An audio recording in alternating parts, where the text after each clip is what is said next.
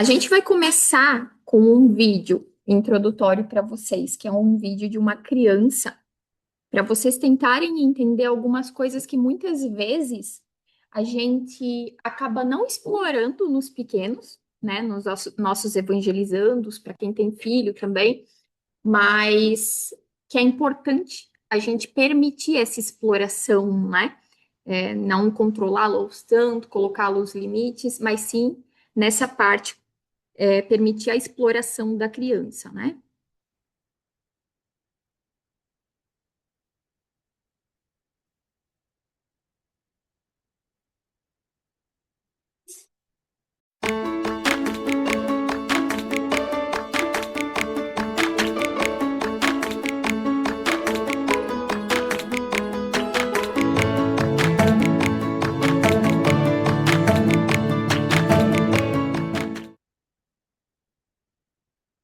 Será que a gente aprende com o Tintim, gente? Né? Muitas vezes a gente quer menosprezar o que uma criança faz e tudo mais, mas muitas vezes a gente acaba aprendendo muito mais com ela do que ela aprendendo com a gente. Coisas que muitas vezes ao longo da nossa vida a gente vai perdendo, né? Ficando um pouco mais rígido, um pouco mais duro, esquecendo de ter esse sentir a vida, e ela vem nos trazer essa essência de volta, né? Então, como já a gente tem um trecho em Mateus, a gente abre a nossa introdução com essa parte. Digo-vos em verdade que se não vos converterdes e tornardes quais crianças, não entrareis no reino dos céus ou no reino de Deus. Aquele, portanto, que se humilhar e se tornar pequeno como esta criança, será o maior no reino dos céus, e aquele que recebe em meu nome a uma criança, tal como acabo de dizer, é a mim mesmo que também recebe. Então, que a gente possa entender esse ensinamento do mestre e começar a ter um olhar de aprender também com os nossos pequenos, né? Mas parando para pensar o que realmente a gente sabe de fato sobre as nossas crianças, né? Às vezes a gente está ali educando, mas muitas vezes tem tantos questionamentos, né? Coisas que não sei quem tem filho ou quem já é evangelizador há mais tempo acaba passando por experiências que achava tão certo e depois de um tempo vê que estava pecando em alguma coisa. Nossa, podia ter sido diferente, né? Então, o sentido da nossa formação de hoje é justamente buscar esse olhar diferente, como a gente pode estar implementando padrões novos nas nossas evangelizações, né? Acolhê-los de uma forma melhor, entender como eles pensam em cada fase. Então, vamos começar falando do bebê, né? A mente, quando a criança nasce, ela é como uma cidade em construção. Mas uma cidade, antes de ser uma cidade, ela estava desbravada, ela era, vamos levar para um exemplo prático, ela era mato, né? Ela era floresta, né? E aos poucos foi se construindo lá. Assim é a nossa mente também. E a criança, desde cedo, ela vai formando essa cidade muito rápido, formando trilhas, conexões, avenidas mentais. Mas aí temos o seguinte: o que nós estimulamos nos pequenos desde cedo floresce, no sentido de continua. Porém, em contrapartida, o que não é acaba se perdendo. Então, talvez muito do que se tenha dificuldade na vida adulta é porque a criança não foi estimulada no tempo adequado, né? Para vocês terem ideia do quanto isso é importante, gente, nos primeiros 3 anos, o nosso cérebro forma mais de 1 milhão de novas conexões neurais por segundo.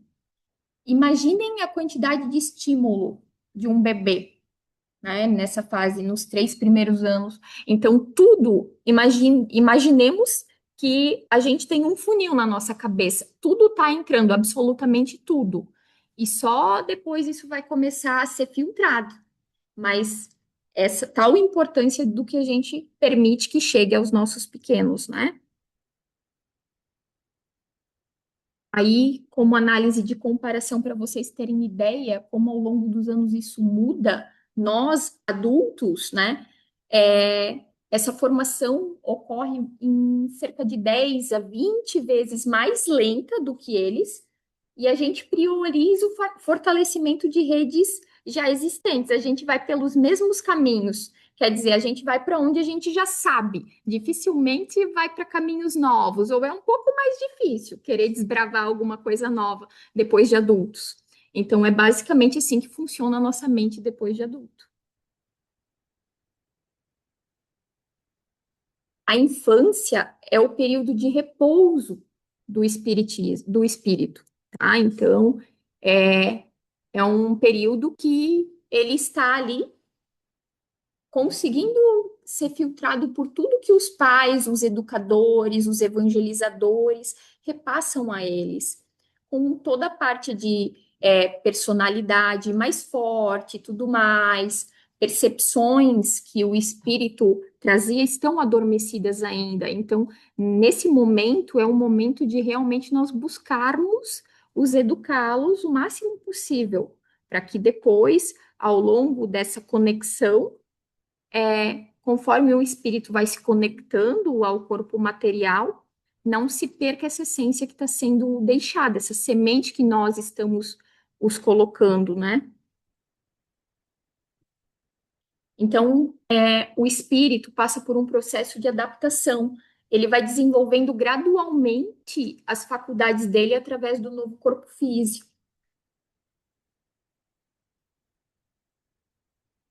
Durante o tempo que os instintos dele se conservam adormecidos, ele é muito mais maleável e por isso mais acessível a essas impressões, né? Que são capazes de modificar a natureza dele, a natureza essencial do espírito e de fazê-lo progredir. Aí a importância do que a gente permite que os chegue, né? Essas experiências vividas, né, ao longo da infância moldam os aspectos psicológicos que vão pendurar até a vida adulta, talvez durante toda a existência e afetar inclusive a parte espiritual além daquela existência unicamente, né? A parte emocional, as estruturas de bases espirituais, né? Traumas ou rejeições nessa fase da infância, que é o que a gente está trabalhando hoje aqui na formação, podem gravar-se no perispírito e influenciar reações emocionais, inclusive.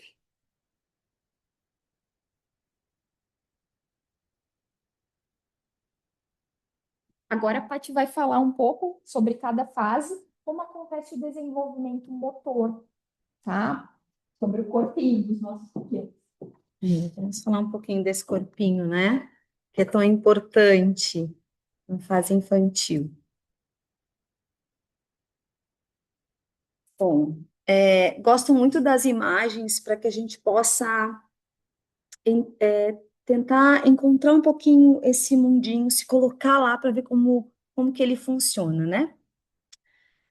Bom, desde os primeiros movimentos, daqueles reflexos, até os movimentos mais refinados, e coordenados, esses que revelam um pouco mais de autonomia, pensamos num bebê e depois de uma criança, vamos lá, com 12 anos, o corpo dessa criança, ele é palco de uma jornada rica e cheio de significados. Olha o Tintim lá no vídeo, né? Olha que quantos significados, quanta riqueza, quanto aprendizado naqueles momentos. No olhar da ciência, esse percurso que a criança faz, que nós todos fizemos, é chamado desenvolvimento motor. A conquista progressiva de habilidades físicas e que são fundamentais à vida, né? Que são chamadas, então, de desenvolvimento motor. Sob a luz da doutrina espírita, nós podemos enxergar muito mais do que um processo somente biológico, mas nós vemos essa alma, nós vemos uma alma em ação. Então, são fases, a infância é marcada por avanços e pelo o amadurecimento dos sistemas, do sistema psicológico, do sistema social e motor. Pois é através desse corpo que o espírito se manifesta, interage com o meio, experimenta, aprende e progride. E aí, de novo, a gente volta a essas imagens, né? Ali, ó, esse espírito que se manifesta, interage com objetos e coisas, experimenta e segue o seu rumo.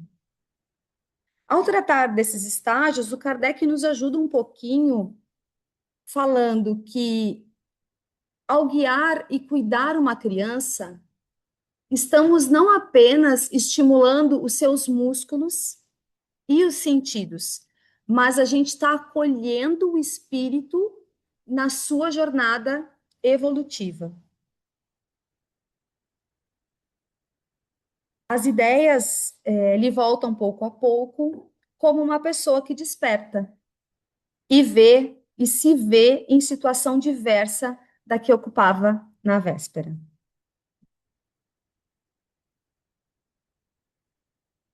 A evolução, compreendemos, né, que a evolução do espírito, o espírito se acha numa existência nova nesse processo evolutivo. Preciso é que ele aprenda a servir-se dos instrumentos que dispõe desse corpinho que ele tem disponível, desse mundinho que está disponível para ele. Voltamos a pensar lá no Tintim. Olha o caminho que ele percorreu e todo esse mundo que ele tem ali para explorar.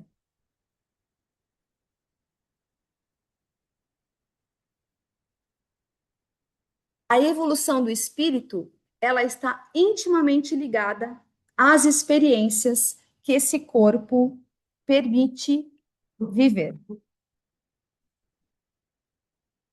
E a infância, ela é um período sagrado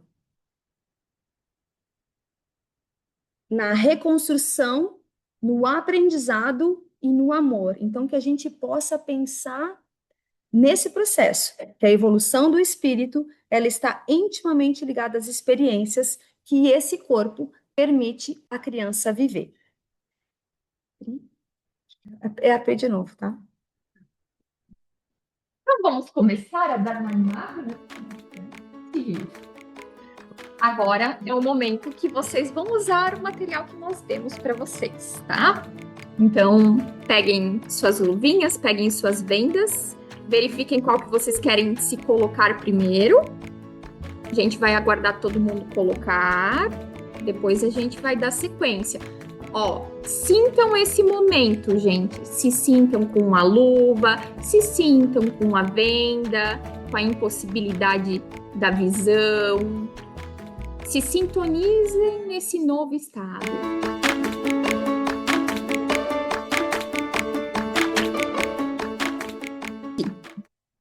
Essa foi uma dinâmica que a gente quis fazer com vocês para introduzir a fase que a gente vai começar a falar agora, que é a fase do 0 aos 2 anos.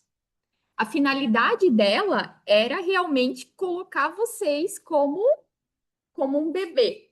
Vocês lembram o que a gente falou sobre os bebês até 3 anos antes?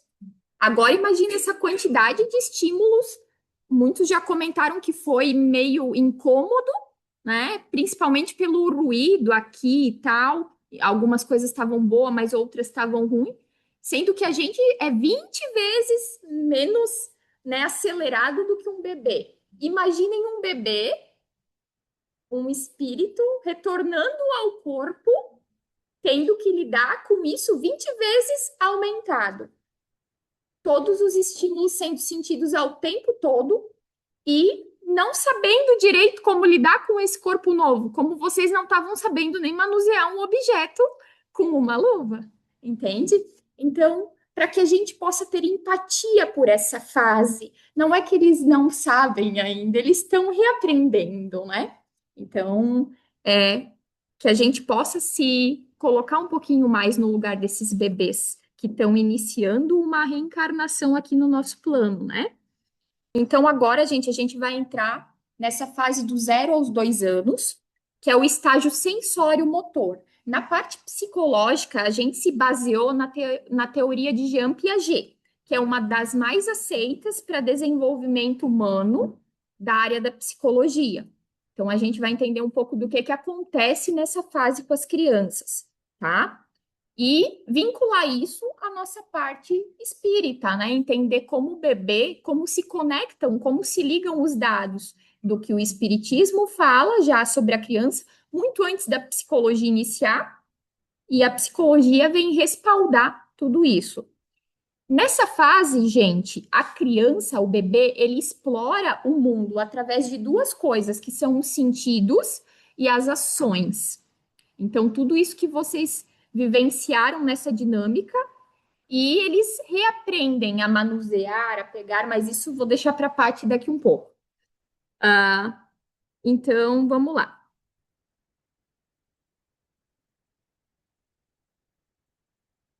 Agora, aquele período onde o novo corpo estava se estreitando com o espírito durante a gestação se consolida, né? Ao nascer, o espírito ingressa no processo de readaptação à vida material, que é o ápice de como a gente estava falando agora, da fragilidade do espírito encarnado. Ele está vulnerável, ele está totalmente dependente dos adultos, né, dos espíritos encarnados há mais tempo nesse plano para cuidarem dele. E, por isso, o perispírito ainda está em forte processo de ajuste, demandando repouso, afeto, proteção. Aí a gente entende porque muitos bebês, nos primeiros meses de vida, principalmente no primeiro mês, mais dorme do que fica acordado. Imagina, gente, ele com todos esses estímulos, voltando a um corpo que ele também está ali entrando naquela roupa apertada, digamos, para até então um espírito livre que se via, tendo que lidar com todas essas situações ao mesmo tempo, como é esse processo. Então, por isso é comum que os bebês durmam muito tempo nos primeiros anos de vida, principalmente nas primeiras semanas, né, depois do nascimento. E também aqui a gente vê a questão da proteção que a gente estava falando, eles se sentirem cuidados.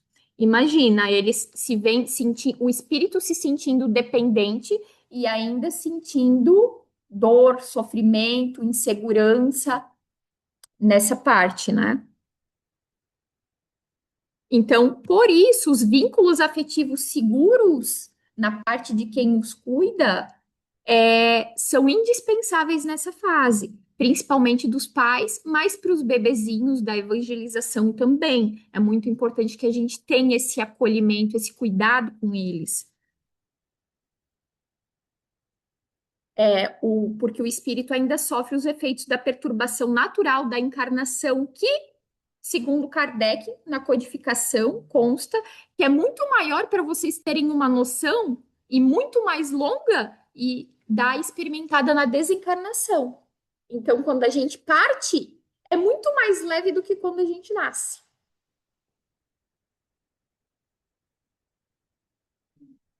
É o período também, agora colocando em pontos positivos, mais fértil para o desenvolvimento cerebral, como a gente começou a ver ali na parte da introdução, remetendo a toda a fase da infância, mas esses primeiros anos são ainda mais fortes. Para vocês terem uma ideia, capacidade cerebral, tamanho cerebral, como se desenvolve o bebê quando nasce, ele tem 25% da área de cérebro que essa pessoa vai ter como adulto lá na frente. sendo que com 2 anos ele já multiplicou isso vezes dois. Ele já está com 75% do cérebro dele, da medida cefálica dele formada. Agora imaginem a quantidade de coisa que tem que entrar para existir esse aumento. Quanta coisa entra nessa fase, né? Quantos estímulos?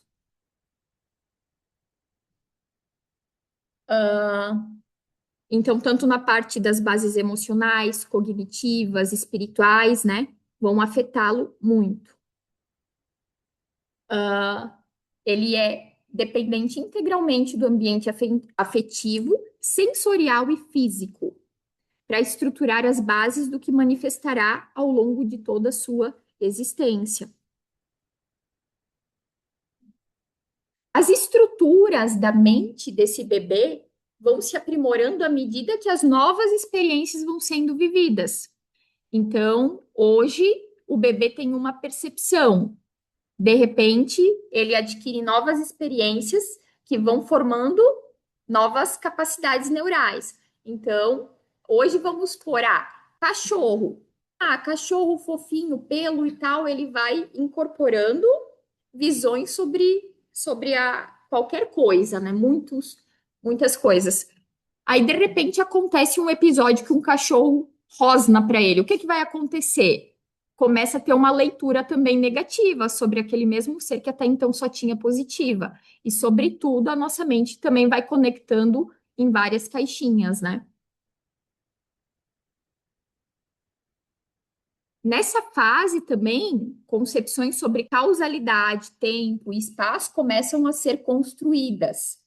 Por exemplo, a gente tem nessa fase a questão da permanência do objeto. Se, por exemplo, um bebê com 5 meses, eu pego isso daqui, eu escondo atrás, ele vai esquecer e não vai ficar se questionando onde que está. Se eu faço a mesma coisa com um bebê de 8 meses, se eu esconder, ele vai procurar. E digamos assim, de repente eu vou esconder atrás de mim, e daí eu pego e eu volto com isso, ele vai ficar com cara de espanto, porque nessa fase também ele entende que os objetos não somem do nada, entende? Assim como não somem pai, não somem mãe, então eles começam a se sentirem mais seguros também, se eles têm uma dinâmica familiar e ambientes compatíveis com essa segurança que ele precisa nessa faixa etária.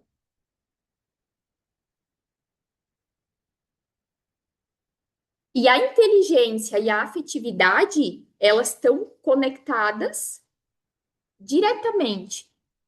A gente vai ver pesquisas logo mais que falam enquanto um ambiente familiar, um ambiente, no nosso caso de evangelizadores, ambientes que não proporcionam o acolhimento necessário para a criança, influenciam no desenvolvimento cognitivo, que é a parte do desenvolvimento dela. Quanto essa criança vai desenvolver, como ela vai aprender, entende?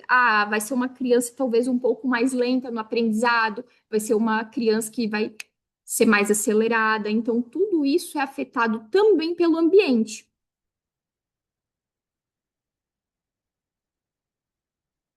Então, eles proporcionam segurança emocional, impactam diretamente nessa organização do cérebro, interferindo também na saúde mental futura e no desenvolvimento moral e social do indivíduo, né? Então, é onde, se a criança está recebendo estímulos positivos de quem está perto dela, ela vai começar a aprender a caridade, o amor, o acolhimento. Mas se ela não vê isso, o que não se vê, muitas vezes não se cria a conexão necessária para depois ali na frente vai demorar um pouco mais para ela conseguir incorporar isso na base de personalidade dela. Engraçado, às vezes a gente acha que as nossas crianças não estão vendo nada, não estão sentindo nada, elas estão lá quietinhas, né? Brincando, fazendo qualquer coisa, a gente falando sobre qualquer coisa ao redor delas, né? Música alta, um monte de estímulo que às vezes não é bom para ela, achando que isso não está entrando. Gente, tudo está entrando, tá? Tudo está entrando e vai ficar ali criando conexões na mentezinha dela.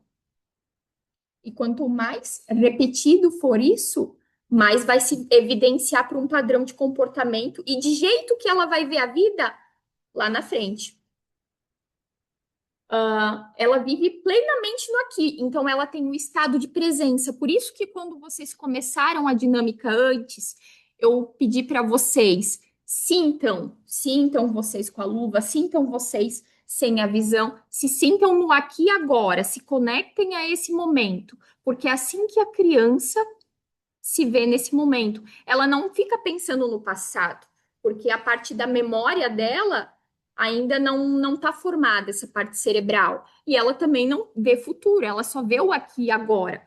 Então, por isso também isso marca muito, tudo nessa fase marca muito, né?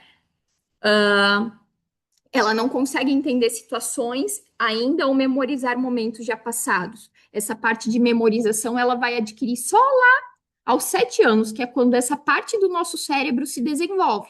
Por isso que vocês podem pensar que antes dos 7 anos vocês vão ter só lapsos de episódios que marcaram muito vocês, ou na parte positiva ou na parte negativa. Fora isso, vocês não vão lembrar de basicamente nada. Então, se lembram de alguma coisa até o 7, é porque realmente marcou muito.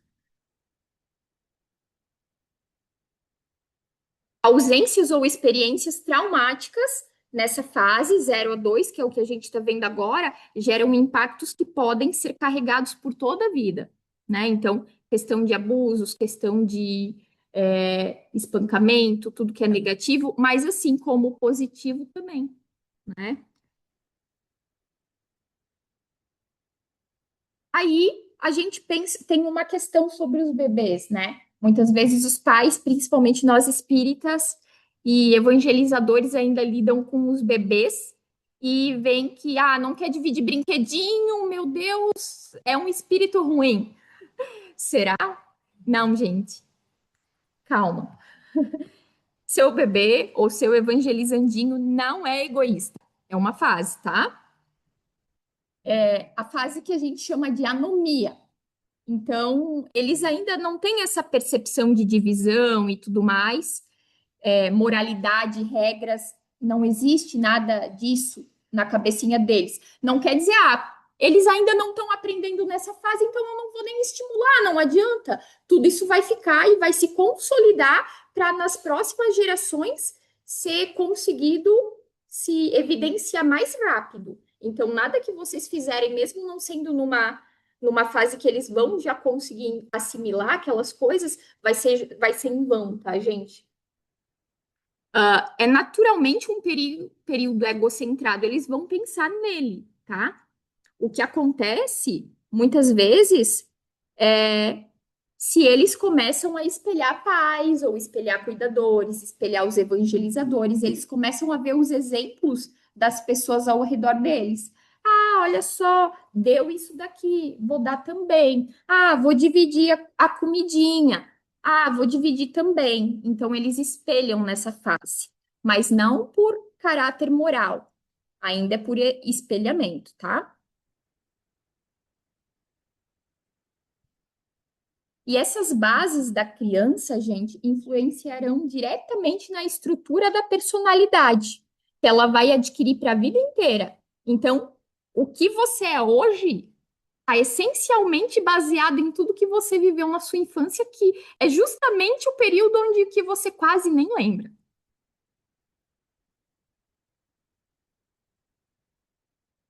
E desde pequeno, eles manifestam instintos bons, mas também maus que eles trazem das existências anteriores, né?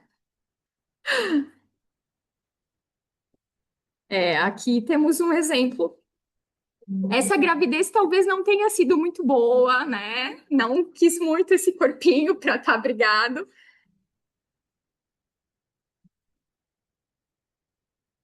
Então, por isso, cabe aos pais, indiferente se é um resgate, é uma missão ou qualquer coisa, sempre é um conjunto de tudo, né, gente? Estarem atentos e trabalhar desde cedinho para que esses pontos negativos possam ir sendo ajustados, né, com todo o amor e tudo mais. Assim como na Casa Espírita temos essa missão também, a todos que nos chegam, né? Antes que eles lancem raízes profundas. e se pendurem para uma vida inteira e depois a pessoa tenha muito mais dificuldade lá na vida adulta de eliminar algum vício moral, né? Então, por isso, nessa fase, na evangelização, se recomenda trabalhar com experiências sensoriais, que trabalham os cinco sentidos da criança, e com ações motoras, tá? Essas ações motoras, a Paty vai explicar daqui um pouquinho para vocês, mas nessa fase também se pede a presença dos pais com os bebês na evangelização, especialmente da mãe, porque ela também está na fase oral, segundo outras teorias, né? Então, é uma fase onde ela ainda se sente em complemento à mãe, ela ainda não entende que ela é um indivíduo único. Então, ela ainda se vê como uma extensão da mãe. Então, quando ela se desliga da mãe, acaba podendo gerar aquele padrão de insegurança, desconforto. Então, se puder, na evangelização, que a mãe permaneça ali e participe desse momento, também vai ajudar no desenvolvimento da criança.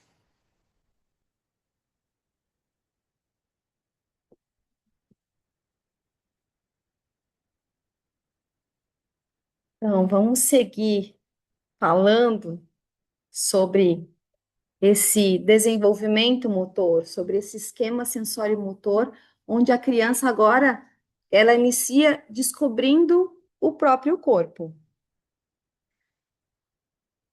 Ele está explorando esse mundo através dos seus sentidos e através das suas ações.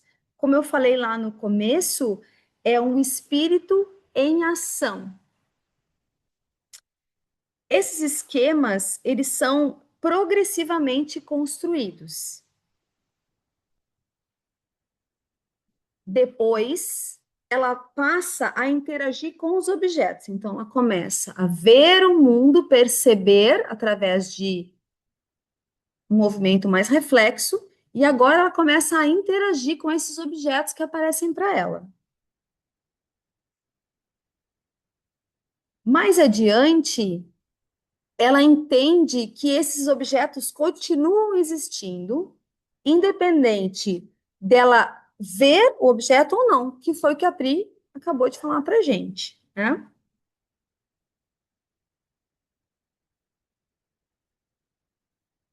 Os marcos do desenvolvimento motor.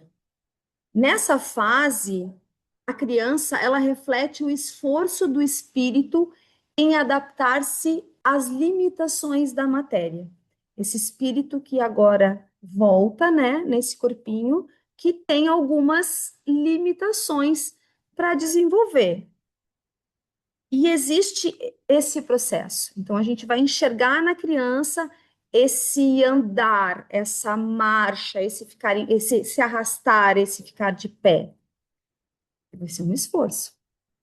Aí a gente vê aqui, ó, o controle da cabecinha e do tronco. Então, se a gente pensar no bebê, a gente vê lá, opa, ele está começando a controlar essa cabeça e controlar esse corpo.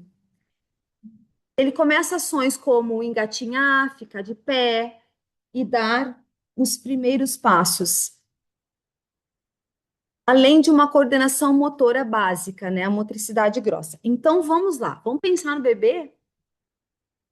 O bebezinho tá ali deitadinho, né? Então, primeiro ele chora, mexe suas mãozinhas, mexe seus pezinhos, esses primeiros movimentos reflexos que ele tem. Daqui a pouco ele já começa a ver o objeto e seguir esse objeto. Ele já começa a seguir o objeto e ouvir a sua mãe, ouvir os sons desse meio. Daqui a pouco ele começa a se mexer até que ele virou de barriga para baixo e aí a cabecinha fica ali, né? Daqui a pouco ele controla essa cabeça. Daqui a pouco ele já tem essa forcinha de controlar a sua cabeça que ela fica em pé, daqui a pouco ela cai. Formando essas conexões, interagindo com esse meio e todos esses estímulos que lhes são dados. Daqui a pouco ele vai firmar suas mãozinhas no chão, vai firmar seus pezinhos no chão e vai começar a levantar esse tronco. E ele começa, opa, eu já vou me mexer um pouco melhor nesse mundinho aqui, né? Logo, ele já começa a rastejar. E, de novo, como a Pri falou antes, ele enxerga um objeto, ele tem uma cor diferente, ele tem um tamanho diferente, ele quer pegar esse objeto. E ele rasteja. Então, ele vai rastejar para pegar esse objeto. Logo, engatinha. Começa a ter força nesse novo, esse espírito começa, nesse corpo começa a ter um pouco mais de força, que são as limitações, né? As limitações que esse espírito tem nesse novo corpo. E logo fica de pé e dá os seus primeiros passos. Então, essa é a jornada evolutiva desse corpo, com esse espírito que retorna a esse corpo. Lembrando que ele já traz experiências. Tem limitações nesse corpo agora e ele precisa construir. E aí a gente tem esse entendimento, essa sensibilidade para o aspecto motor da criança, de sermos sensíveis a esse olhar na evangelização, no espaço que a gente tem e nos estímulos que a gente dá, tanto sensoriais quanto os motores, que a gente precisa entender como que isso se dá e por que ele acontece dessa forma. E agora, Pri, de novo, eu sou sempre rapidinho aqui, tá? Então, agora a gente vai entrar na fase dos 2 a 7 anos, que é o estágio chamado pré-operatório. Qual é uma frase que a gente colocou para chamariz, para vocês entenderem um pouco mais sobre essa fase? Na falta de lógica, que é algo que a criança não tem ainda nessa fase, vamos fazer de conta, que é a fase da imaginação, né? Que a gente fica, meu Deus, pega tudo que é uma coisa para a criança vira outra, né? Inventam o que é sala vira banheiro, um livro vira um piso e assim vai. Então, como é que funciona a cabecinha dos nossos pequenos nessa fase, né, desses espíritos? Ela começa a construir a noção de identidade, diferenciando-se do outro.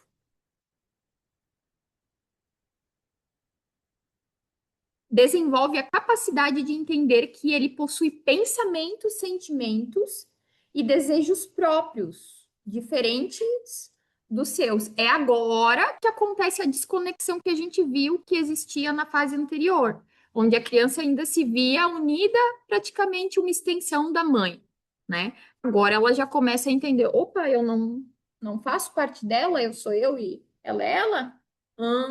O que que eu faço com tudo isso agora? Né? Então é onde ela vai começando a entender que ela tem uma percepção de mundo e as outras pessoas não necessariamente precisam ter as mesmas.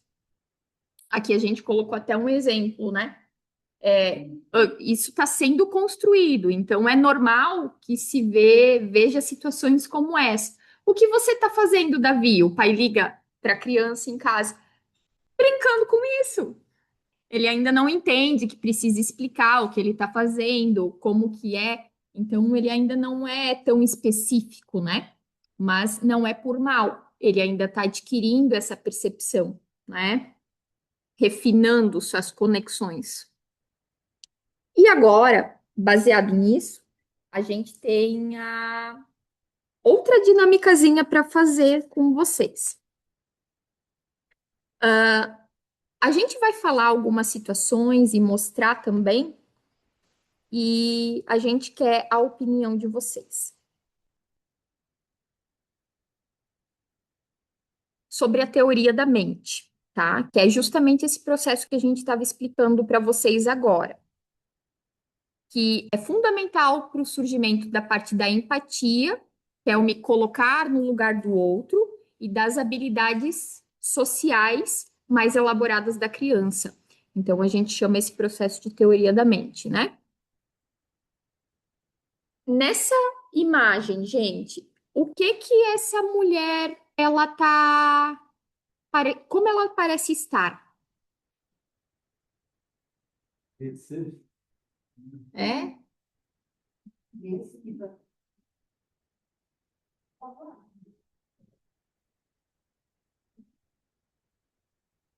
E agora, mudou a percepção de vocês?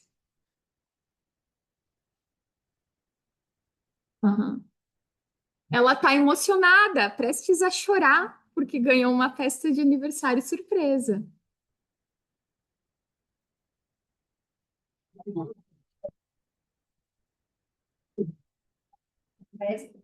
Ah,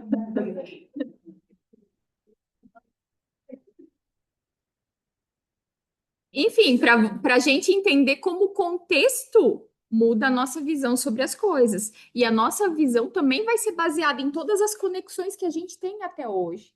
Para uma criança, nessa fase que a gente está estudando, isso ainda existe pouco, ela está começando a incorporar essas novas percepções, né? Então, talvez ela nem se ligue à expressão da mulher, ela só veja depois a festa de aniversário. Então, é comum, às vezes, a criança nesses primeiros anos ali, vamos começar falando do início dessa fase, 3, 4, nem repare, demore um pouco a reparar se alguém está triste, se alguém está feliz, porque ela está começando a se conectar, a se atentar a essa parte, né? E aqui, o que está acontecendo?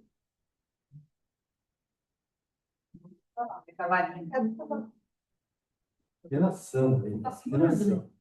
A outra barra, assim, segurando ela para não ir. Hum. Vocês estão vendo? Olha que engraçado. A primeira vocês já estavam tudo pessimista, agora todo mundo tá mais ligado, já tá colocando um padrão mais bonzinho, mais querido, né? Acho que vocês já entenderam bem a teoria da mente. Na verdade, ela tá puxando o amiguinho para não ser atingido pelo carrinho. Claro, com uma expressão bem desesperada, né? Mas, tá, vem cá. Vem cá. Mas quem visse só a primeira parte podia entender que ela estaria empurrando o amiguinho, né? Também. Agora, ah, vou falar, essa vai ser falada. Após a refeição, se conectem a isso, prestem atenção. Após a refeição, Carla levantou para lavar sua louça, levar sua louça da mesa de jantar até na cuba da cozinha. Porém, ela acabou tropeçando no caminho, caiu e quebrou o prato. Aí eu pergunto para vocês: quem acha que a mãe de Carla ficou irritada? Quem acha que a mãe da Carla ficou irritada? Ah, Depende da evolução da mãe. Eu tive que quebrou porque não era do plástico. uhum, Reação. uhum. A mãe da casa. Ó, vocês já estão desenvolvendo uma teoria da mente bem mais aguçada, que precisa de muito mais detalhes para chegar a alguma definição sobre o momento. Uhum. Isso. Uhum. A mãe de Carla, na verdade, ela ficou preocupada, porque Pedro, irmão de Carla de 2 anos, né, deixou brinquedos pela casa e Carla acabou tropeçando em um. Quem ficou irritada foi Carla, pré-adolescente, mas logo sua mãe explicou que seu irmão, nessa fase, ainda não tem muito senso de organização, né?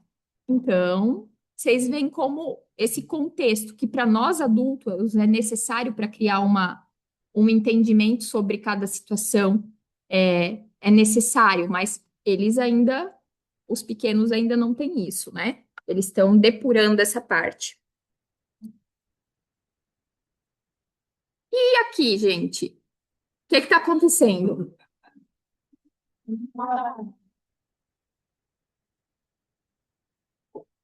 Não, o alemãozinho desse aí, tá ali. É, um barco. Para que resolve, vai ter tempo que resolve. Vocês já estão muito ligados?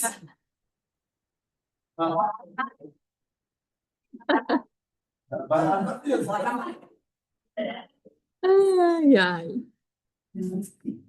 Vocês viram que vocês foram desenvolvendo a teoria da mente com cada situação, ficando mais pensativos, reflexivos, para não julgar de primeira, pensar um pouco mais. É assim que acontece. Durante uma atividade em roda, mais uma, João, que chegou atrasado, sentou-se ao lado de Rafael, de 6 anos.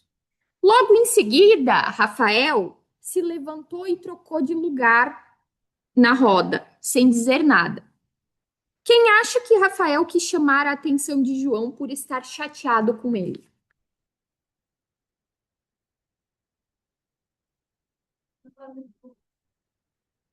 O que era? Era uma festa? Era um... Não, era um círculo. Imagina que a gente está dando evangelização para os pequenos, forma um círculo, todos sentam, e daí Rafael está aqui, vem João sentar do lado, daí quando João senta, Rafael se levanta e vai para outra parte.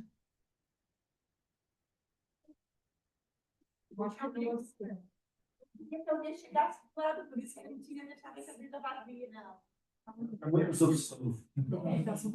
Ele não gostou. E É. aí foi chegando no lugar. Não posso não voltar. É racismo. Muito racismo. Uhum. Já sabe. Daí, Uhum. Vamos ver então o sentido, né? Ao final da roda, a evangelizadora perguntou o motivo da troca. Ela reparou aquilo que estava acontecendo, né? Rafael respondeu: o sol estava batendo no meu olho? Ele nem percebeu que tinha incomodado João. João então disse: achei que ele estava me evitando. O João achou realmente que ele estava fazendo isso porque estava chateado, mas na verdade não tinha nada a ver com isso, entende? É, exato. Então, agora que já tivemos algumas reflexões, desenvolvemos nossa teoria da mente e damos sequência, gente. Nessa fase, dos 2 até os 7 anos, a criança ela vai desenvolver principalmente as áreas relacionadas à linguagem, à regulação emocional, socialização e construção de aprendizagens. Então, é onde, principalmente, essa parte aqui frontal do cérebro começa a se desenvolver com mais ênfase, tá? Que é a responsável por essas partes. E ela amplia a imaginação e mergulha nas brincadeiras de faz de conta. Então, ela tem a mente muito criativa. Se você está com dúvida de alguma coisa, sem inspiração, pergunte a uma criança nessa fase.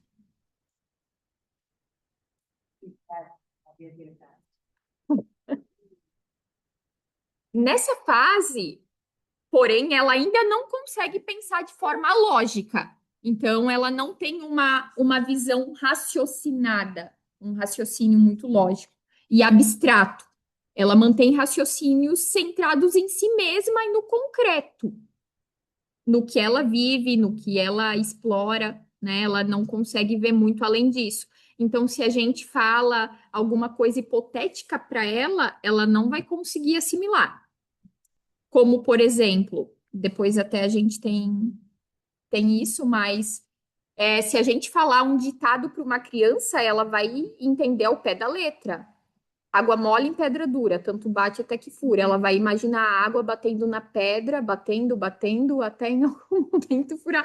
Ela não vai entender o sentido daquele ditado. Então, se vocês querem que os filhos de vocês e os evangelizandos de vocês desenvolvam essa parte, tentem não colocar situações hipotéticas, abstratas, ditados populares para eles, porque eles não vão conseguir conectar o sentido.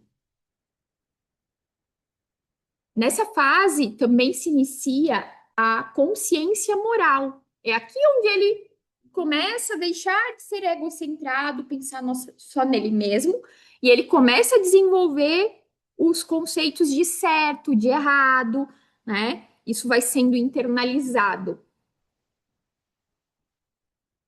Porém, ainda de maneira concreta. Aí a importância de se basear e perceber no meio nas reações dos adultos. É onde a gente vê como ele ainda faz esse espelhamento. Nós, adultos, fazemos muito espelhamento de outras pessoas, né? Vamos por, como que eu tenho que, digamos, logo a gente vai para o coffee. Como é que estão pegando os pratos? Se todo mundo está usando luva, eu vou pôr luva também. Se eu vejo que ninguém está usando luva, pode ter luva, mas eu não vou pôr a luva. Adulto espelha muito. Crianças espelham muito, muito mais. Tudo, tá? Então, é muito importante que a gente cuide do que a gente faz, porque tudo vai ser refletido para eles. Eles vão querer repetir o padrão do que eles estão vendo. A noção de certo e errado ainda está ligada às consequências imediatas. Eles ainda não fazem as coisas pensando, coitado, vou te prejudicar. Não. Ele ou busca recompensa, eu quero alguma coisa, por isso eu vou fazer certo, ou ele evita a punição, tá? Eu preciso fazer, senão eu vou ganhar castigo, né? Então tá bom, eu vou fazer. Não é algo ainda, preciso fazer porque é bom, porque é certo. Ainda se baseia nessas duas percepções, que é o que se chama de estágio pré-convencional. Não é uma moralidade mais desenvolvida, é um segundo estágio ainda que só no quarto, no quinto vai ser algo realmente mais elevado, por já ter absorvido virtude, né? Nessa nova existência, ainda não incluído com a essência espiritual. O espírito, ele passa a estar mais apto a compreender os princípios de bem e do mal. Ele já começa a desenvolver esse senso analítico. Olha só o que eu tô vendo, mas eu acho que você não tá fazendo certo.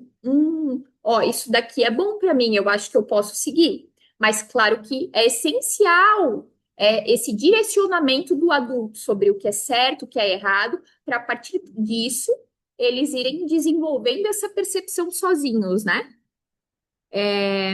Então, por isso, nessa fase, a educação moral precisa ser intencional e constante e tratada com cuidado.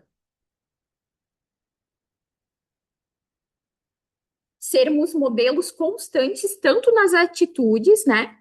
Visto que a criança aprende muito mais pelo exemplo do que por palavras. Então, não adianta a gente ficar tentando dar sermão, tentando dar punições, dar castigos, ou qualquer coisa nesse sentido que eles não vão aprender. Muitas vezes, o que a gente está reclamando dos pequenos, eles só estão espelhando da gente e a gente nem está reparando, gente. Então, é muito importante que a gente olhe para eles, ensine, tenta se colocar no tamanho, na altura deles, olhe nos olhos de igual para igual, para que eles consigam absorver a essência do que é necessário e que a gente cuide de como a gente faz as coisas para que eles espelhem o bem, o bom da gente, né? A partir dos 4 anos, a criança já é capaz de compreender regras simples e inicia-se a passagem gradual dessa fase, né, de anomia para heteronomia, que é o que a gente comentou antes, onde ela passa a não entender sobre regra, por que que eu tenho que fazer isso, não vou fazer e pronto, para entender, eu vou fazer porque é melhor para mim, não vale a pena, né? Vai gerar alguma situação ruim se eu não fazer. Deixa eu tirar aqui para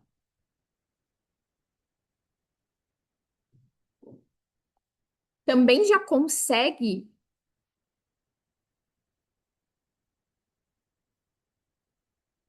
Deixa eu tentar tirar aqui.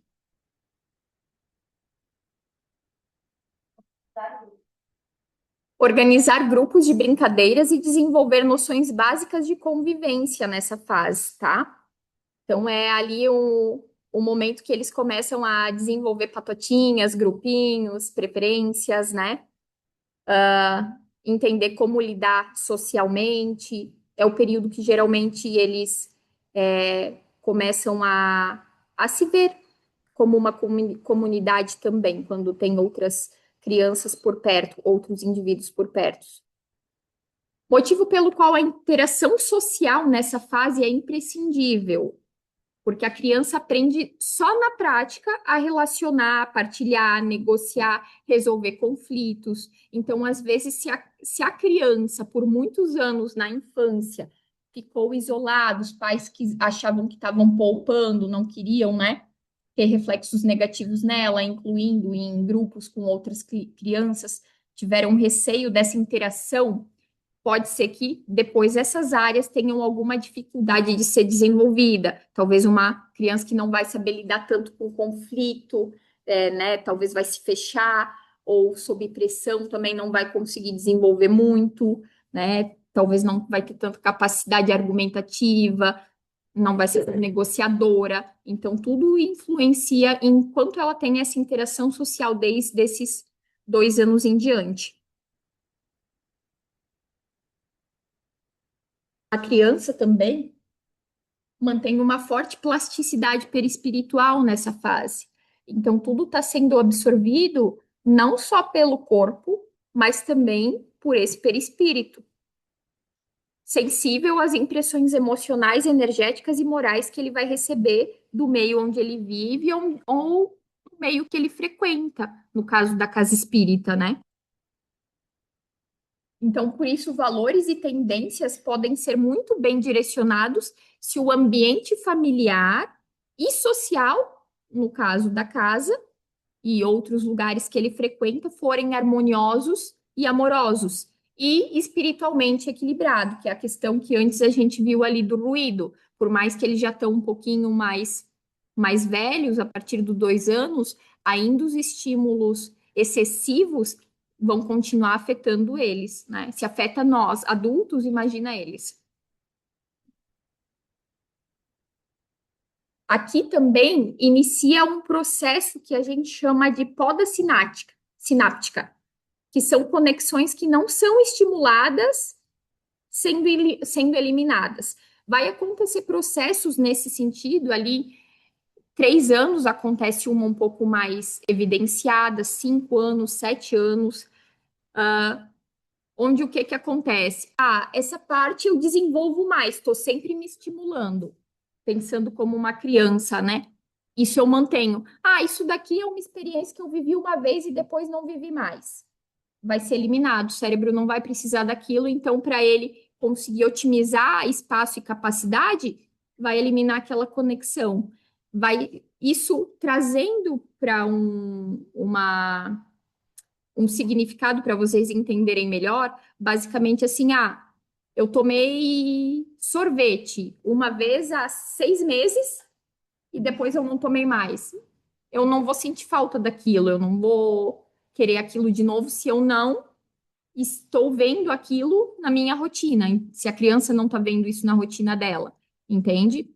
É uma perda sináptica, né? Ao contrário, coisas que ela estimula com frequência acaba fortalecendo mais ainda o padrão que ela busca e a personalidade dela formando, né?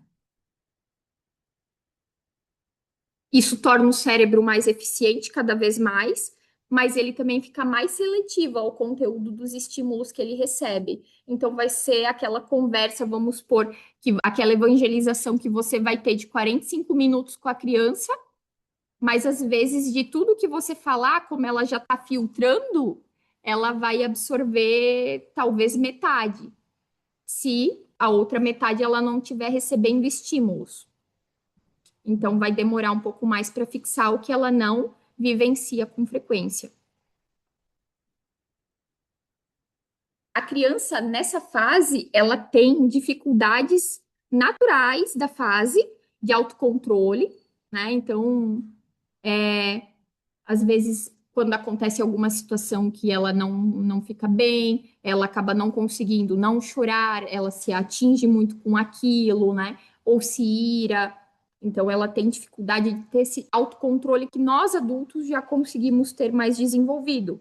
Assim como a partir da regulação dessas emoções, desse controle e previsão de consequências das atitudes dela, que é onde os pais têm que estar ali burilando, cuidando muitas vezes, porque, como a gente diz, às vezes não tem a noção do perigo ainda, né? Que são motivadas pela imaturidade do córtex pré-frontal, que é essa parte frontal do cérebro, que está desenvolvendo ainda, mas só vai se formar quando eles estiverem lá 25 anos.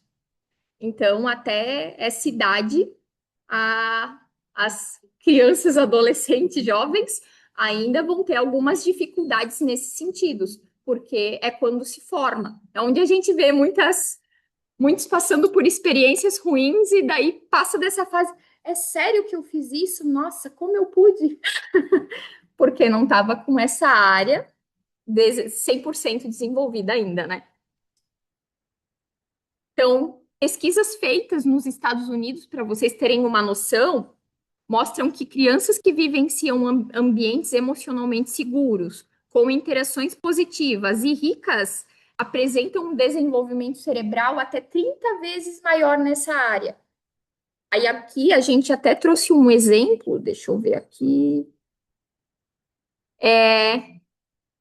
dessas duas massas cefálicas, desses dois cérebros, para vocês terem noção. Os dois são de crianças, eu agora não tenho certeza, depois eu vou ter que confirmar se são de 3 ou 5 anos. Dois cérebros. Qual vocês acham que é o cérebro de uma criança que vive num ambiente com acolhimento, com amor, com afetividade, com estímulos positivos e qual não?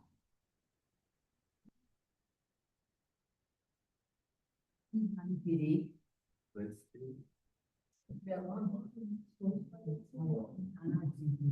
Bom, massa significa neurônio. Então, vou dizer para vocês, o maior é o que recebe mais estímulos positivos. O mais bonitinho, talvez que a gente esteja acostumado a ver, é o outro, mas o mais saudável é esse da esquerda, que é a criança que está nesse ambiente, nesse momento. Em contrapartida, o cérebro da direita é de uma criança negligenciada, abandonada pelos pais e que vive numa situação de vulnerabilidade e não teve essa parte afetiva.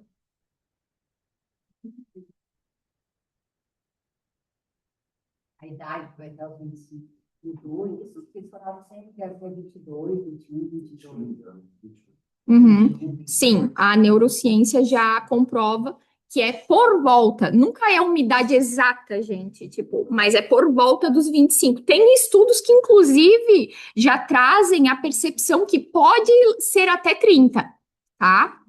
Mas até os 25 é onde mais estudos se compatibilizam, né, se aprovam nesse mesmo sentido. Então, nessa fase, no lar, na evangelização e no ambiente escolar, que é onde a criança tem esse ingresso escolar, né? São os espaços sagrados de semeadura, onde os adultos têm que ficar cuidando muito do que está construindo nessa base, né, desse indivíduo.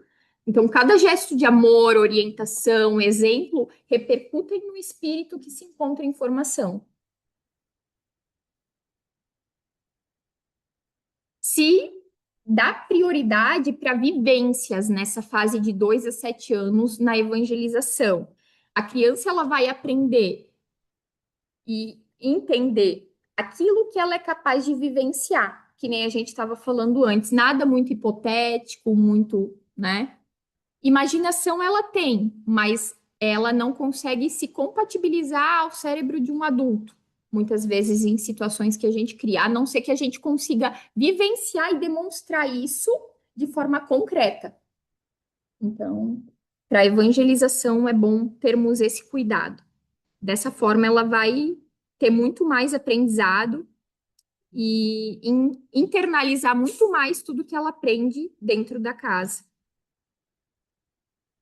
Elas sentem intensamente também, continuam desde a fase anterior, cada momento nesse período, e tendem a valorizar o aspecto emocional e afetivo acima do intelectual. Então, é aquela criança que, vamos por, digamos, o pai ou a mãe pagou uma biblioteca de livros para o filho ler, ou para o filho visualizar gravuras, mas às vezes um tempo de 1 hora com o pai ou a mãe, ou ambos, do dia que ele vai achar mais importante do que tudo aquilo que ele tem. Então, a criança, ela prioriza e valoriza muito mais o aspecto emocional e afetivo, vivências nesse sentido, do que no sentido intelectual ainda. A criança, ela sente, né? Isso. Diz alguma coisa, a leitura dela, ela consegue ler o emocional, vibratoriamente. Uhum. Embora ela está dizendo A, mas ela está lendo ali B. Ah, meu pai está dizendo A, mas eu estou sentindo B. Isso, Conta essa dessa leitura. intuição nata, né? Exato. Bem mais Uhum. Eles são muito sensitivos nessa fase também, então opte por atividades que envolvam os órgãos dos sentidos ainda, tá? Pode se estender da fase anterior para cá também, eles ainda gostam muito de serem estimulados nessa parte. E eles também ainda continuam, desde a fase anterior, em franco desenvolvimento. Agora vamos ver como funcionam esses corpinhos nessa fase. Minha sugestão agora é que a gente vá, deixa eu só colocar uma material, que a gente vá lá fora e faça uma dinâmica. Agora a dinâmica é comigo. Vamos acordar um pouquinho, senão não tem lanche depois. Pode falar.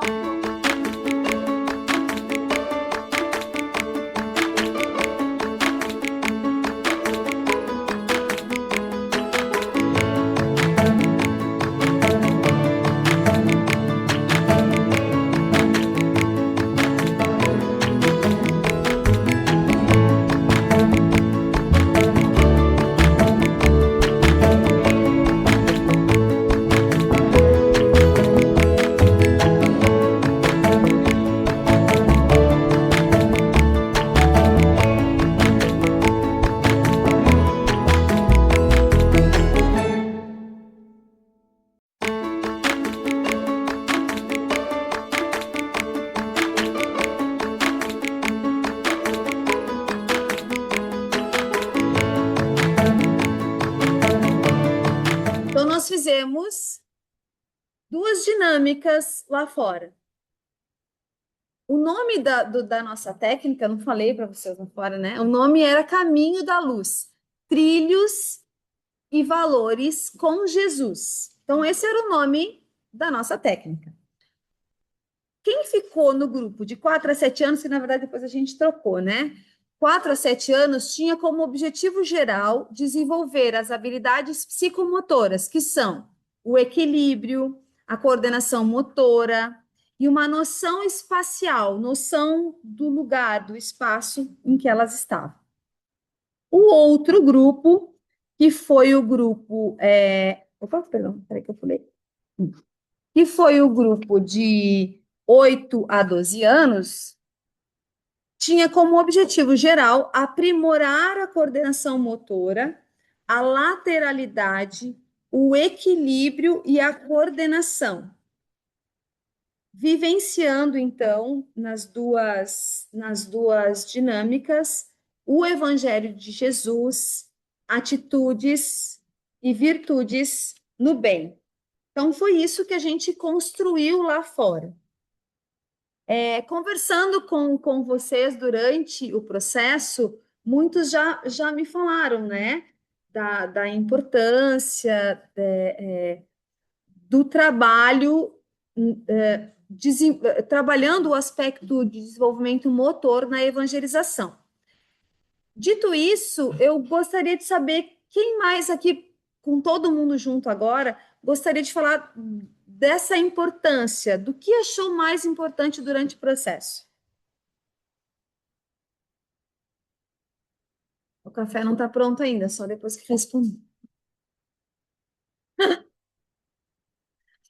Teve alguns momentos em que a gente construiu a técnica e os obstáculos, digamos assim, né? Nesse nosso caminho da nossa vida.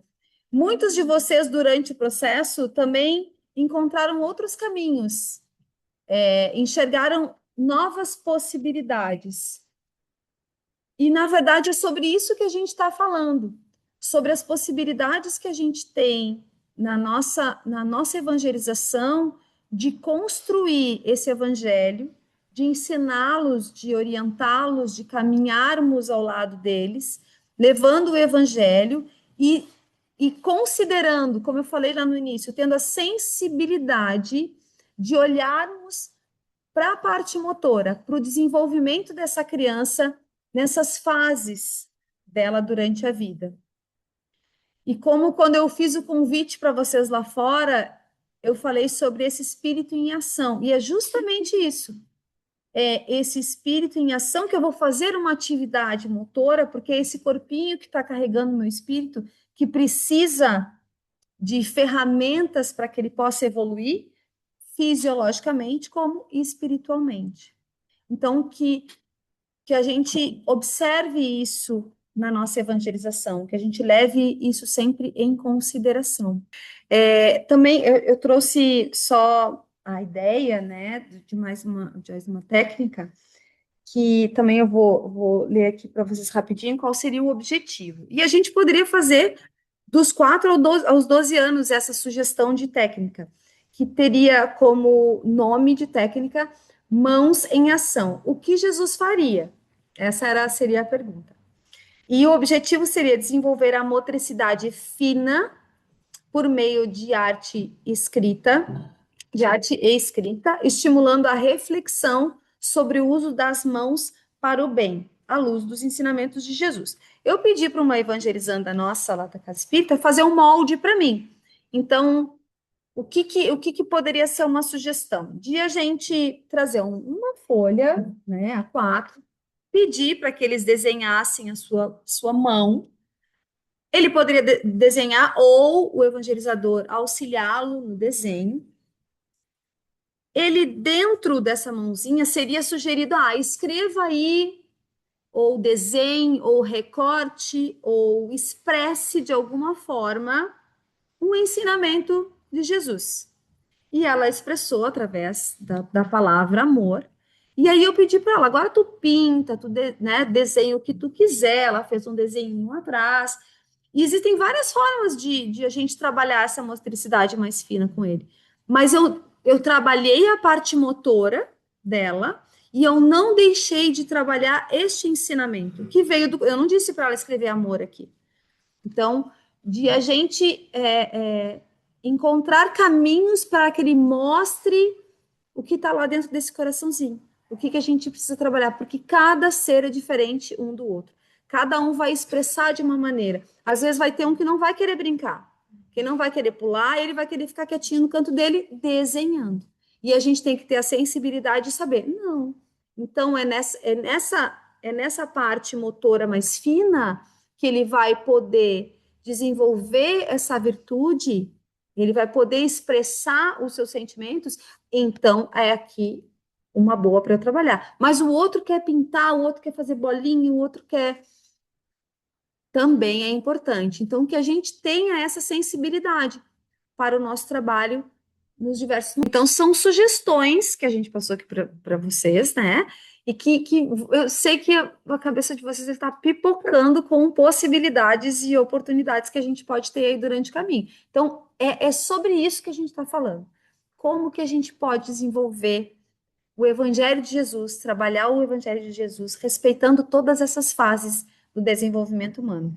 Agora a gente pode deixar tomar café?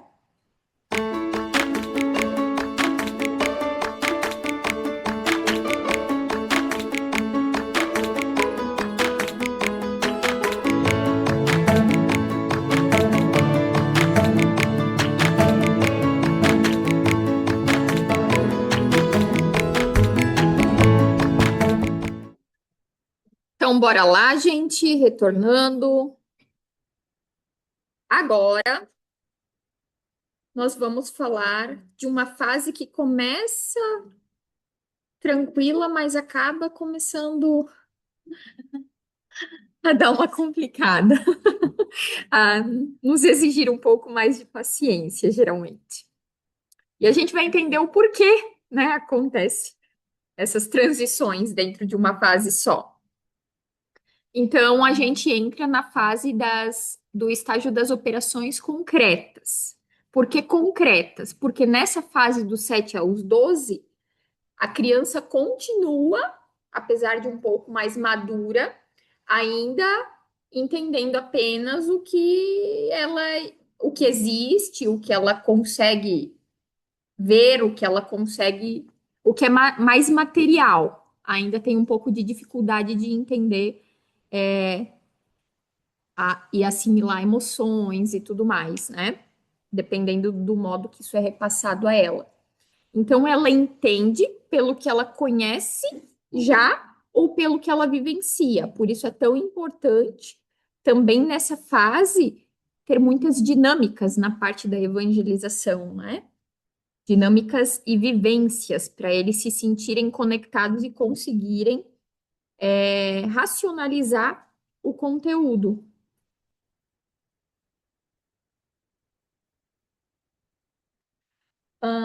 De acordo com o André Luiz, lá no livro Missionários da Luz, nesse marco ali de transição, o espírito já se encontra totalmente integrado ao corpo físico dele. Então, a gente sabe, né, estuda na codificação que o espírito vai se conectando ao corpo molécula a molécula, e nessa parte é onde esse processo finaliza.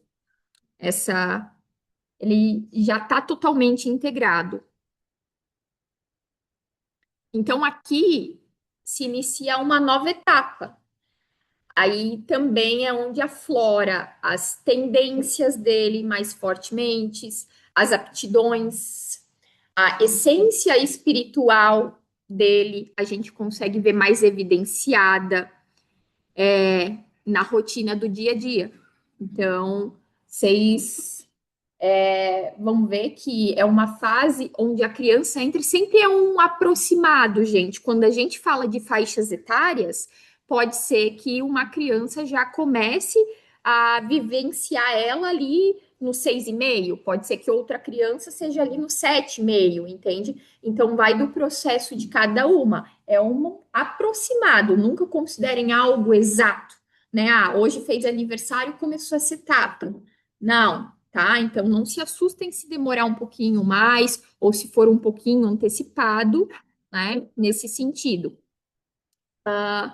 Então a gente consegue visualizar muito mais nessa fase o espírito na sua essência natural, né? Mas tudo isso que ele vai trazer mais forte a partir dessa fase já vai estar transformado e potencializado de acordo com as bases que a gente construiu com a criança até aqui, com o espírito até aqui. Então, por isso, tudo aquilo que a gente aprendeu até o 7, que é onde a base da personalidade dessa existência se forma, é tão importante e vai auxiliar. Então, digamos que é um espírito que está em um resgate muito grande e já foi colocado, às vezes, num meio evangelizador para tentar se reeducar moralmente. Vai ter uma tendência a talvez ser mais difícil. Só que se ele tiver essa base em conjunto com quem estiver perto dele, incluindo os evangelizadores, auxiliando, a tendência é que ele não, talvez, reprove mais uma vida nesse sentido de desenvolvimento moral que ele precisa ouvir. Então, entender, ter essa empatia por esse espírito e entender esse processo, né? Cada passo é necessário na aprendizagem dele e vai fazer falta ali na frente se não for dado, né? A personalidade já está delineada em termos estruturais, então, digamos que essa criança, a partir do 7, passe por um trauma grande, algum luto, abusos e tudo mais, não que não vai afetar, mas não vai repercutir em tantos reflexos na vida adulta como se isso tivesse sido na primeira fase. É isso que a gente quer dizer, porque essa base da personalidade não foi influenciado por nenhum trauma, esse trauma veio depois. Na verdade, agora, qualquer coisa que existir, ela vai visualizar pelo filtro que ela já estava visualizando, que ela já tem as percepções, eu vejo essa situação assim, eu penso dessa forma, eu sinto dessa forma, então ela já vai visualizar tudo o que acontece nela com essas bases que foi desenvolvida.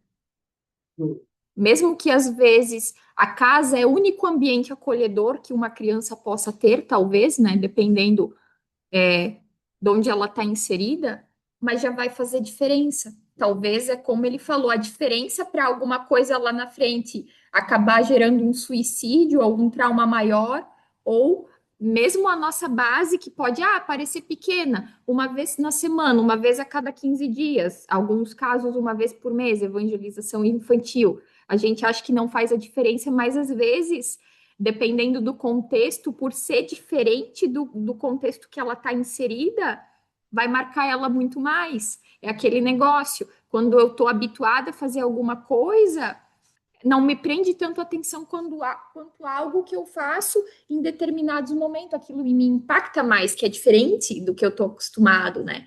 Então, pensar nessas bases porque podem ajudar como adulto também, né? Então, segundo Kardec também, ao mesmo tempo que o espírito ele vai recobrando a consciência dele mesmo, incorporando as aptidões, o jeito dele, ele também vai perdendo a lembrança do passado.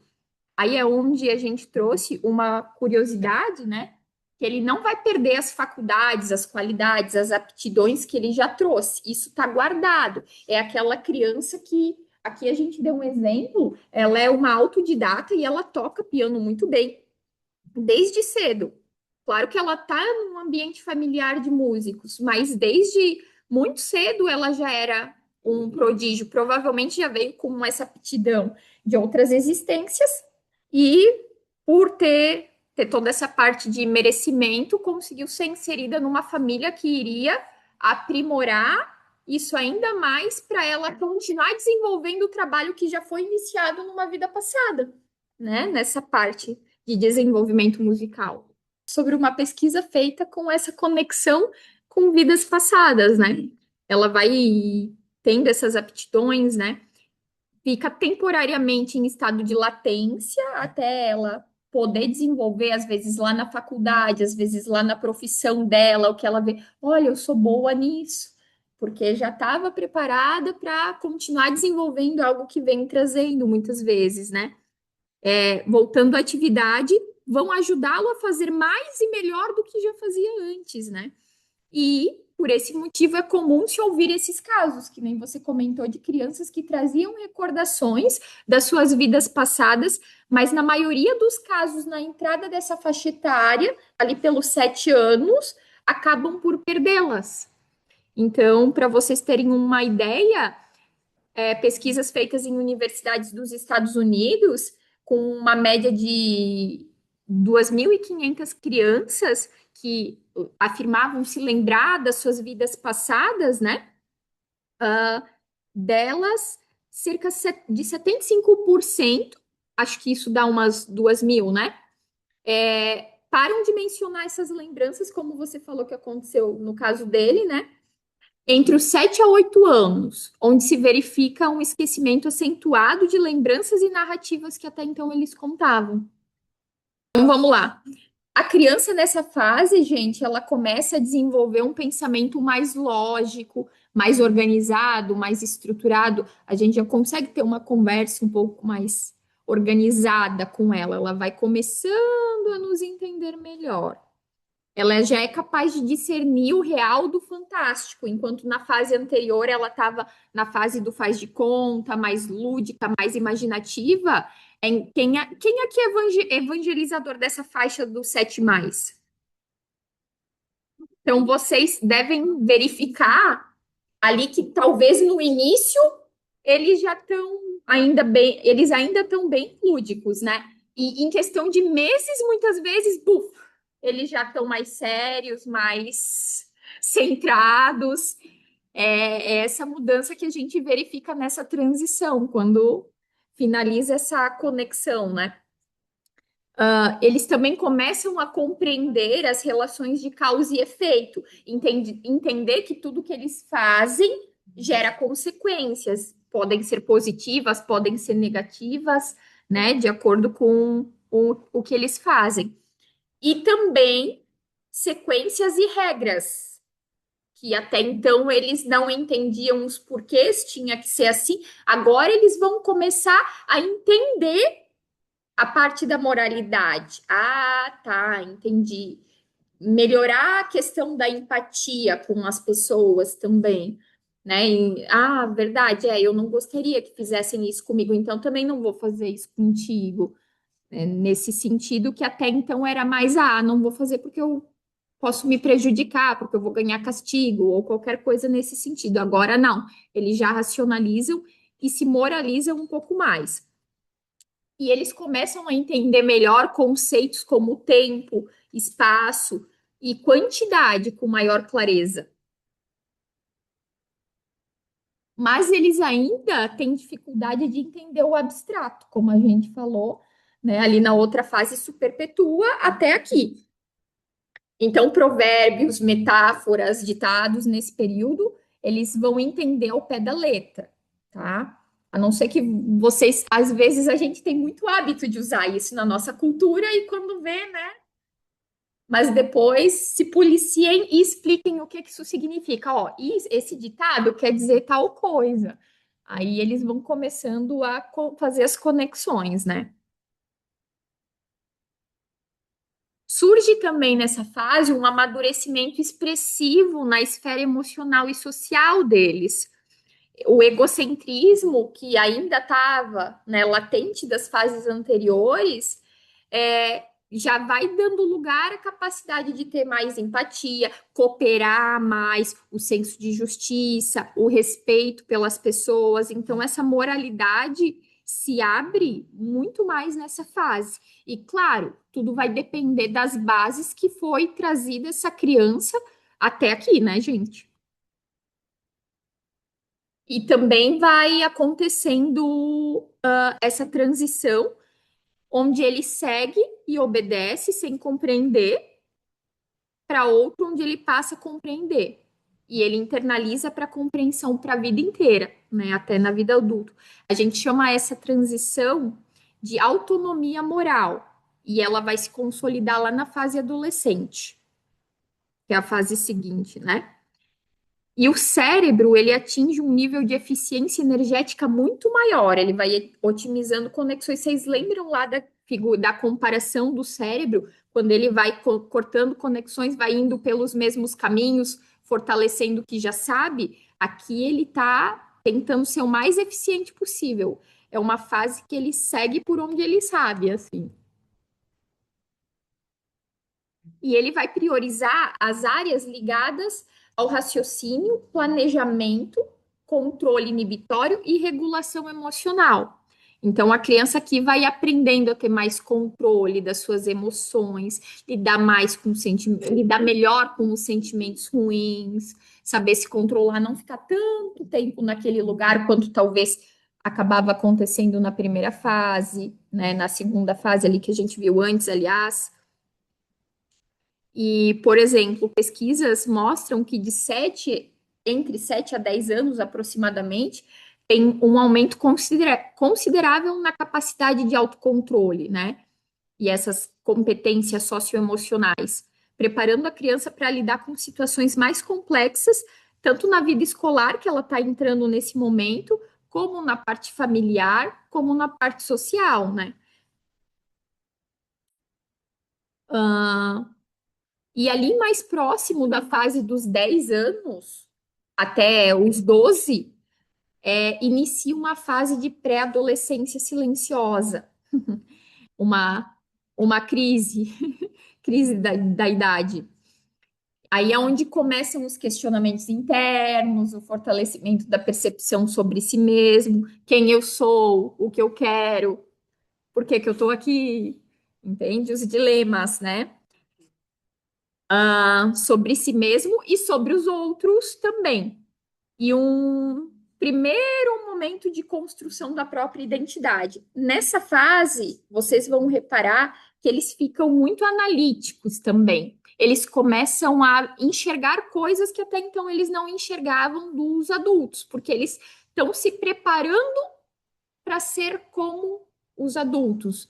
Só que daí, né, nesse espelhamento, como o senso analítico dele já está melhorado, eles vão vendo e eles também já têm a percepção do bom, do mal, do certo, do errado, e o senso crítico deles também aumenta. É onde eles se tornam, começam a ter os questionamentos.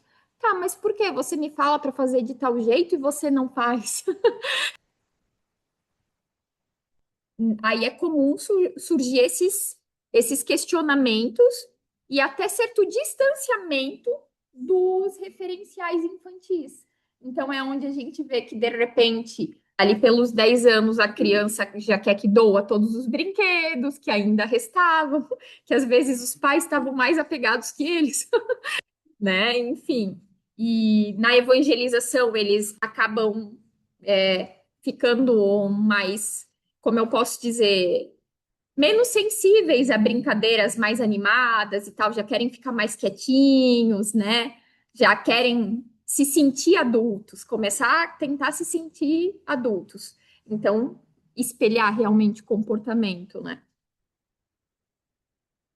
E o papel da educação moral, tanto no lar quanto na evangelização, aí ainda ganha mais relevância, porque o espírito, ele tá muito mais acessível à construção desses valores, como a Camila estava pontuando para gente. Então, esse conteúdo, essa base para que eles consigam ser direcionados para o que está vindo pela frente, que é a fase da adolescência, é super necessário, porque é uma fase onde eles vão realmente se abrir, tudo que vem já da base das outras existências, a essência espiritual vai 100% ser aberta, e se eles não tiverem tido um bom direcionamento até agora, tem chance deles se perderem pelo caminho ali na frente. Então, até nessa questão que eles têm um pertencimento muito grande nessa fase, então de querer se envolver em grupo, eu estou aqui, não, eu sei que não condiz muito com os meus valores, com os meus princípios esse grupo, mas eu quero pertencer. E às vezes não é um lugar muito bom, entende? Então, se não tiver um outro lugar que acolha eles, eles vão tender a ficar onde eles são aceitos. E nem sempre isso é bom. Então, por isso é tão importante que eles sintam esse acolhimento conosco. Para que qualquer coisa eles saibam para onde eles podem recorrer, né?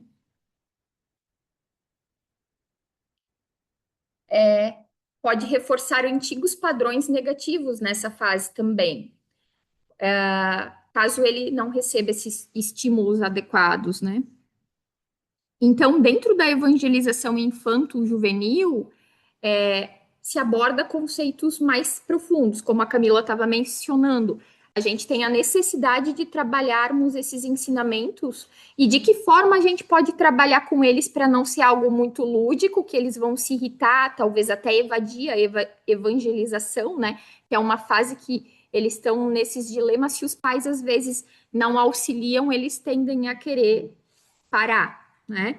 Então, a gente pode, para favorecer o aprendizado deles e manter eles engajados, utilizar objetos como maquetes, fantoches, material de sucata, enfim, coisas que ainda mantenham a parte de dinâmicas para eles, mas já seja um pouco mais adultizado, né?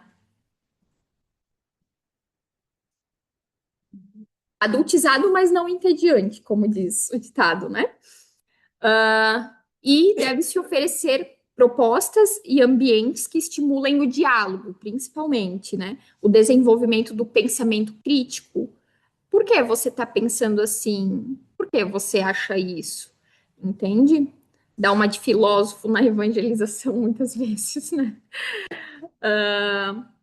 O senso de responsabilidade deles, que nessa parte vem muitos os porquês que eu preciso fazer isso, por que eu preciso ir lá, né? Por que eu não posso fazer diferente, né? Tudo isso está vindo à tona nessa fase mais final dessa fase, né? E principalmente a vivência prática dos valores evangélicos, né? Sempre tentando apontar o caminho de Jesus também, né? O que Jesus quis trazer, que tem muito material, muita base, que nem a Paty tinha trazido para a gente antes, base dos evangelhos que a gente pode ampará-los para eles terem esse direcionamento mais adequado.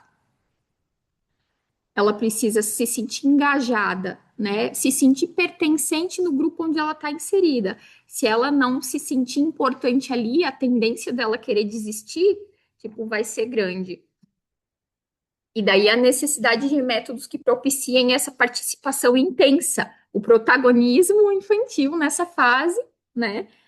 Mais do que tudo, para que ela tenha esse processo educativo.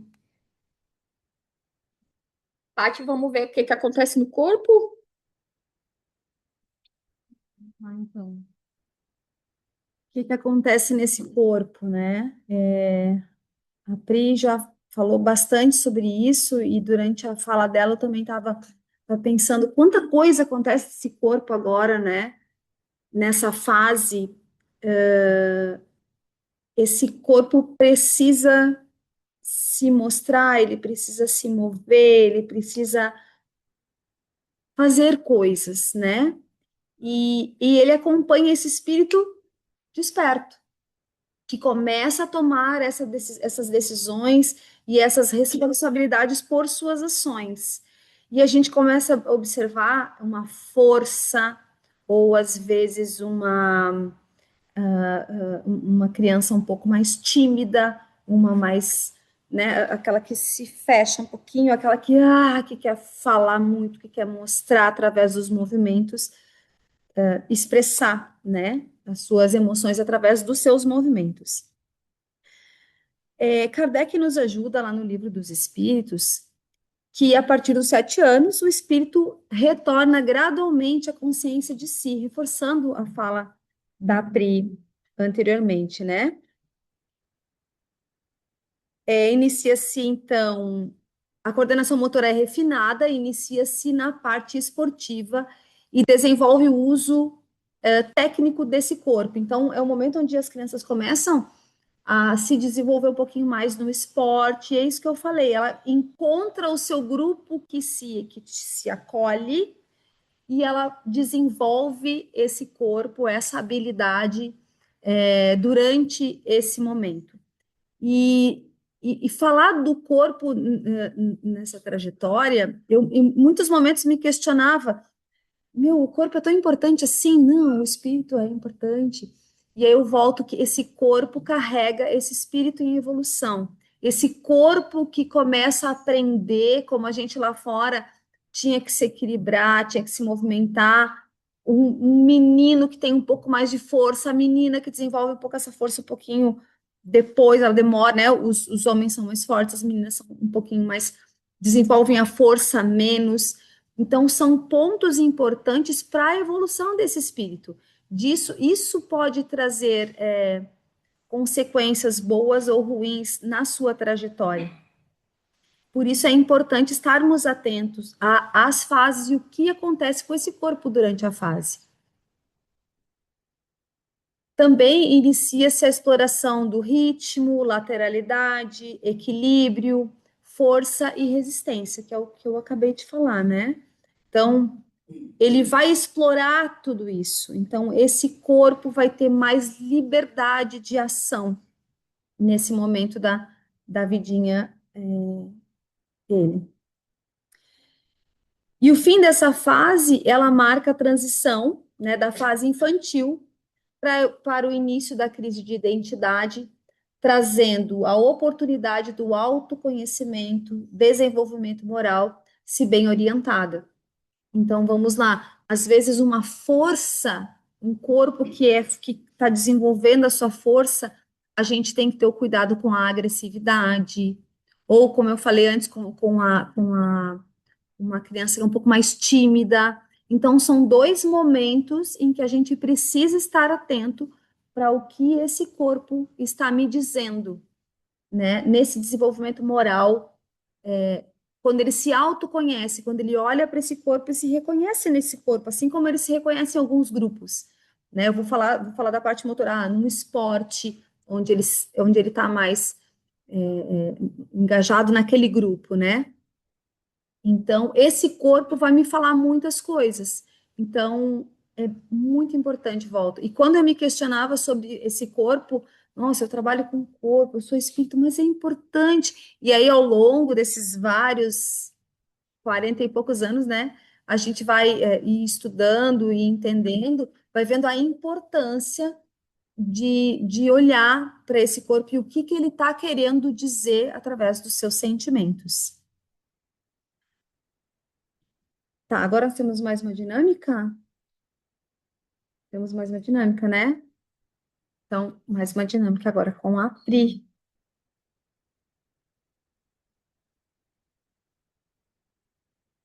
Então, gente, agora nós vamos nos dividir em grupos. Aprendeu até agora.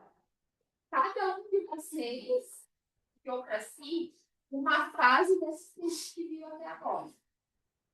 E, com base na fase que vocês pegaram, o que a gente quer que vocês anotem, né? Elenquem alguém ali para fazer as anotações. Quais atitudes, comportamentos e cuidados não podem faltar em um ambiente evangelizador, na fase que vocês pegaram, com base no que a gente viu, para que os pequenos se sintam seguros, acolhidos e respeitados, para que se efetive o seu engajamento por vontade própria e não por obrigação dos pais ou dos responsáveis deles, para eles virem para cá, que eles gostem de estar frequentando a evangelização. O que é que precisa na fase que vocês sortearam? Só um exemplo prático recente que está fresco, fase de 7 a 12, foi falado ali sobre a questão de uma fase que eles se perguntam, querem se reconhecer, né?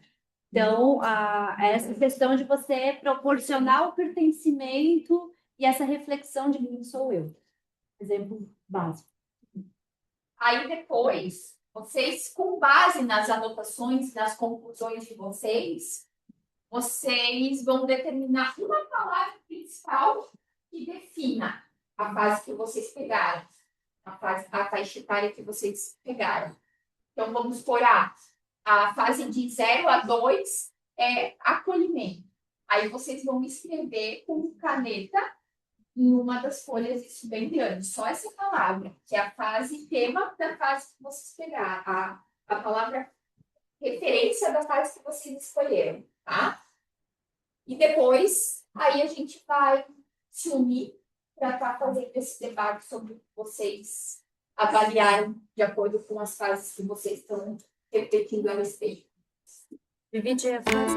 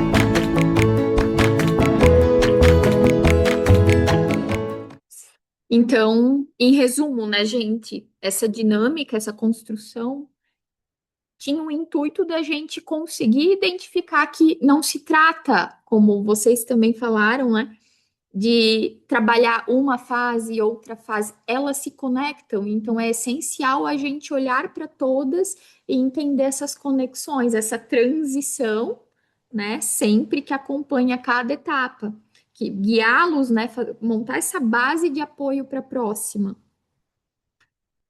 Então, tudo desde os primeiros anos, essas experiências, esses vínculos, né, são determinantes para o direcionamento e evolução do ser, como a gente comentou em até agora, né? A gente tem inclusive uma citação na doutrina que fala: os espíritos só entram na vida corporal para se aperfeiçoarem, como a Paty estava falando, para se melhorarem. E essa delicadeza da idade infantil os torna brandos, acessíveis aos conselhos da experiência e dos que devam fazê-los progredir, que muitas vezes, em principal, somos nós, evangelizadores, né? Nessa fase é que se lhes pode reformar os caracteres e reprimir os maus pendores. Tal o dever que Deus impôs aos pais e aos evangelizadores, missão sagrada de que terão de dar contas. Assim, portanto, a infância é não só útil, necessária, indispensável, mas também consequência natural das leis que Deus estabeleceu e que regem o nosso universo. E a casa espírita surge como extensão desse processo, né? Então, basicamente, para não tomar muito o nosso tempo, depois, qualquer coisa, a gente pode encaminhar a apresentação para eles, né? A gente, a gente tinha um tempo de dinâmica um pouco mais curto, mas a gente fez questão de permitir essa escuta ativa para vocês conseguirem se expressar nesse momento também, prolongou um pouco. Aqui, basicamente, é um compilado, uma conclusão, mas que todo mundo em construção coletiva já foi agregando e vocês vão ver que é basicamente o que já foi falado, né? Então, em resumo, né, que a gente possa, como colaboradores da espiritualidade, assumir nossa missão com a consciência e amor, iluminando os caminhos desses pequenos, grandes espíritos que reencarnam sobre os nossos cuidados.